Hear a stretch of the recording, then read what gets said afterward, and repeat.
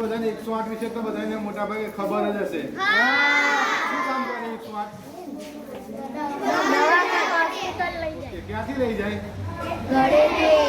ઘરેથી અથવા તો કોઈ પણ જગ્યાએ બનાવ બન્યો હોય ત્યાંથી આપણને દવાખાને લઈ જાય. બરાબર? દવાખાને લઈ જાય એટલે ખાલી દવાખાને લઈ જતા નથી. દવાખાને લઈ જતા સુધી અમે જો દવાખાનામાં સારવાર આપવામાં આવે છે એ રસ્તામાં ચાલુ એમ્બ્યુલન્સને સારવાર અમે આપતા હોઈએ છીએ. એટલા માટે આપણે એમ્બ્યુલન્સ બોલાવવી જરૂરી છે. લઈ તો આપણને રિક્ષામાં લઈ જાય, બરાબર, પણ એમાં સારવાર આપણને મળે નહીં. તો એ સારવાર આપવા માટે અમારી પાસે જરૂરી સાધનો હોય છે, દવાઓ હોય છે અને અમને એવી ટ્રેનિંગ પણ આપેલી હોય છે જેથી કરીને અમે એ સારવાર કરી શકીએ.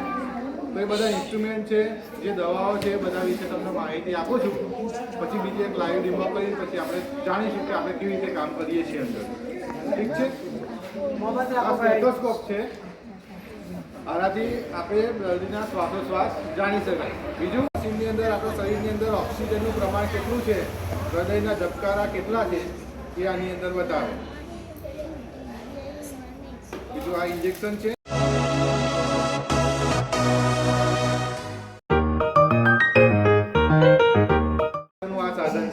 આનાથી આપણને ખબર પડે કે ઓછું થઈ ગયું કે વધી ગયું.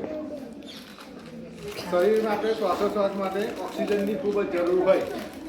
ઓક્સિજન તો આપણી જોડે હોય પણ આપવાનો કેવી રીતે? તો એના માટે આ માસ્ક છે.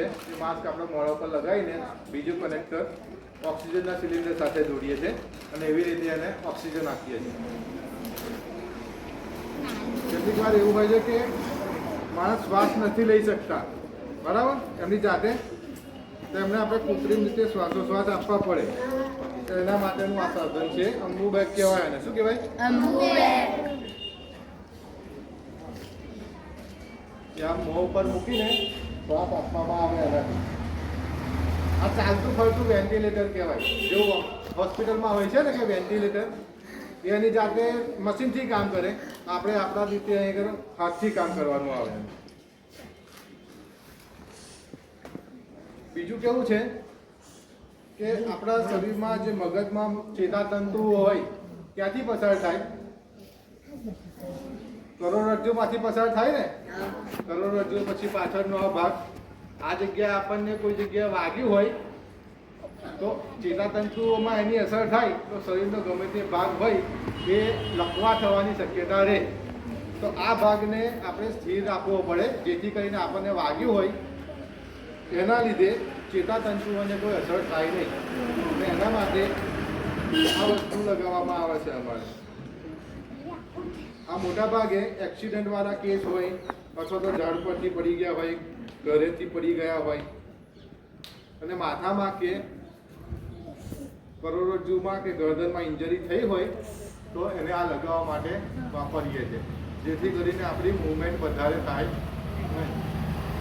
આ રીતે તો જેથી મૂવમેન્ટ ના થાય તો આ ભાગ આપણને સપોર્ટ મળી રહે અને એના લીધે આપણી ઇન્જરીમાં વધારો થાય. જે વાગ્યું હોય એમાં વધારો થાય નહીં.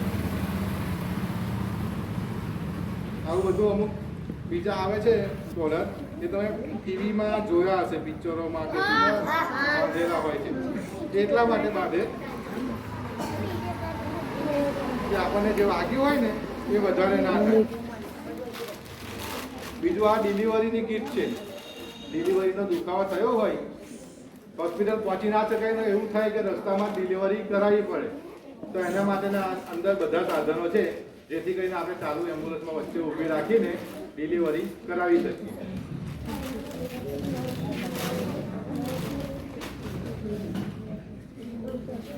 એક જણને છોકરાને બોલાવીને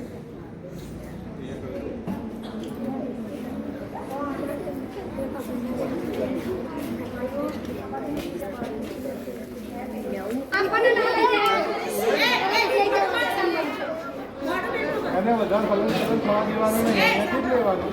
એમને નહીં હલાવવાનું, એમને નહીં હલાવવાનું. ખાલી આ રીતે મૂકીને બંધ કરી દો.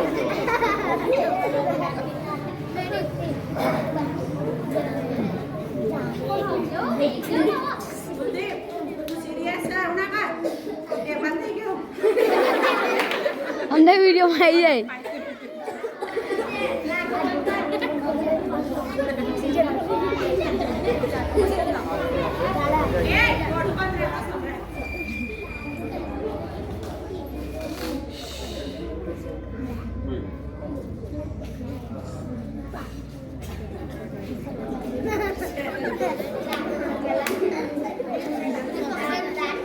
કેવી રીતે આપવાના એ સમજાવું જો. આ રીતે માસ્ક મૂકવાનો, પછી હવા આવે છે, આ રીતે શ્વાસ આપવાનો.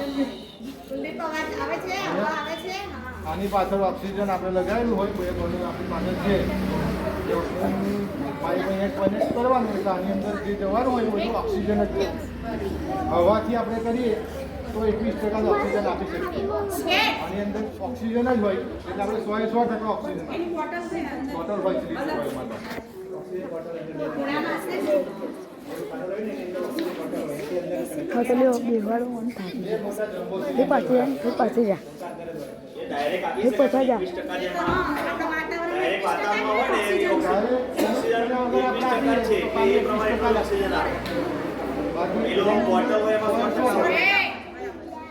બીજું અત્યારે તમે બધાને જોયું છે કે સીપીઆર આપ્યા બરાબર ને.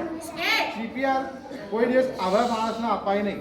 એકદમ બેભાન થઈ ગયેલા હોય, હૃદય બંધ થઈ ગયું હોય, શ્વાસ પણ બંધ થઈ ગયેલા હોય, આપણે બોલાવીએ ભાઈ તો કોઈ જવાબ આપે નહીં, આંખ ખોલે હાથ ચલાવે, કોઈ પણ જવાબ ના આપે, તો એવા વ્યક્તિને આપણે સીપીઆર આપી શકીએ. સીપીઆર આપવા માટે એક હાથ લેવાનો, બીજો હાથ આમાં લોક કરવાનો, પછી આ હથેળી હોય એને આમ જોઈ લેવાનું. જે નિપલ લાઈન, છાતીની લાઈન અને આ લાઈન જ્યાં ક્રોસ થાય એ જગ્યાએ આપણે આમ કરીને પ્રેસ 30 દબાણ આપવાના. આ હથેળીનો ઉપયોગ કરવાનો. હાથ આપણા સીધા સ્ટ્રેટ રહે અને આવી રીતે સીપીઆર આપવાના થાય. 30 વાર દબાવવાનું આપણે અને 2 વાર શ્વાસ આપવાનો. જો સીપીઆર આપતી વખતે કદાચ આ કે એવું કોઈ ગમે તે થાય તો સીપીઆર અપાય નહીં, તો ખાલી એને શ્વાસ આપવાનો. કોઈ માણસ જો ભાનમાં હોય એવા માણસને આપણે સીપીઆર આપી શકીએ નહીં. ભાનમાં હોય મતલબ કે એનું હૃદય ચાલુ છે, હૃદય બંધ હોય અથવા તો શ્વાસ બંધ હોય તો જ આપણે આપી શકીએ. ઓકે, ઠીક છે, ચલો, થેન્ક યુ. બીજા કોઈ કશું પૂછવું હોય તો તમે પૂછી શકો. એવું કઈ થાય તો એ વ્યક્તિનો કઈ એવો વાંધો ના આવે, કારણ કે ઘણા એવા ડરતા હોય છે.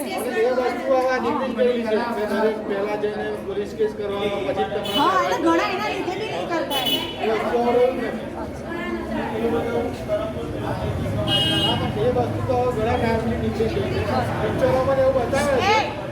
અને આ ગવર્મેન્ટ આપણે હોસ્પિટલમાં સિવિલમાં એમ જ લઈ જાય 108 જેવી કન્ડિશન હોય પેશન્ટની.